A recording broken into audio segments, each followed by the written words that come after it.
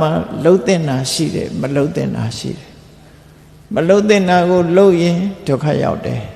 လှုပ်တဲ့နာလှုပ်မှချမ်းသာဒုက္ခရတယ်ဒါရှင်းရှင်းလေးလေ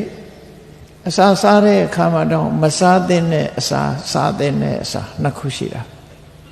လမ်းခရီးဆိုလဲမသွားတဲ့ခရီးသွားတဲ့ခရီးနှစ်ခုရှိတာနော်စကားနဲ့ပတ်သက်လာလို့ရှင်လည်းမပြောတဲ့နာရဲ့ပြောတဲ့နာရဲ့နှစ်ခုရှိတယ်အဲ့ဒီနှစ်ခုကွဲကွဲပြားပြားသိပြီးတော့မလှုပ်တဲ့နာကိုရှောင်ဖို့လှုပ်တဲ့နာကိုလှုပ်ဆောင်ဖို့ဒါကိုအမြဲတမ်းကျေပြတ်တဲ့အရာကိုသိဖို့အတွက်ဘုရားကိုပို့ပဲဘုရားကဟောလို့ရှိရင်လည်းလှုပ်တဲ့နာနဲ့မလှုပ်တဲ့နာခွဲခြားပြီးတော့ပဲဟောတယ်ခြုံငုံပြီးတော့ပြောလိုက်တဲ့အခါဘုရားမြတ်စွာဘုရားဟောတာကိုကြည့်သဗ္ဗပပတ္တအကရဏမကောင်းတဲ့အလုပ်မှန်သမျှမလုပ်ရဘူးဒါမလုပ်ကြနဲ့ကိုယ်အောက်တန်းနောက်တန်းကြသွားစေတတ်တဲ့ဆင်းရဲစေတတ်တဲ့ကိုယ်တော့ချမ်းသာတဲ့ထင်ပြီးလှုပ်တာပေါ့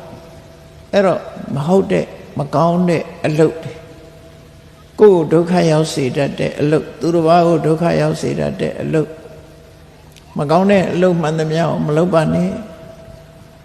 ကုသလသုဘတမ္ပရာအပြစ်ကင်းပြီးကောင်းကျိုးချမ်းသာကိုရစေနိုင်တဲ့အလုပ်မျိုးကိုလုပ်ပါတော့လှုပ်တဲ့နာနဲ့မလှုပ်တဲ့နာမကောင်းမှုလို့ခေါ်ကြတဲ့အကုသိုလ်မှန်သမျှမလုပ်နဲ့ကောင်းမှုလို့ခေါ်တဲ့ကုသိုလ်မှန်သမျှကိုယ်တဏ္ဍမှာဖြစ်အောင်လုပ်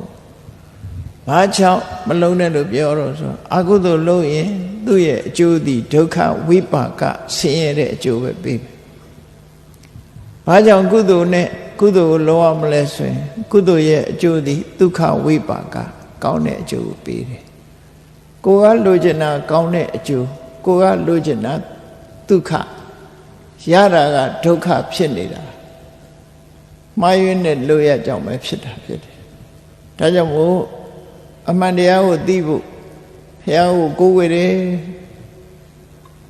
အဲ့ဒီကိုးကွယ်မှုကြောင့်ကိုယ်မှာအမှန်တရားတွေဘယ်လောက်သိပြီလဲဘာလို့ရမှာကို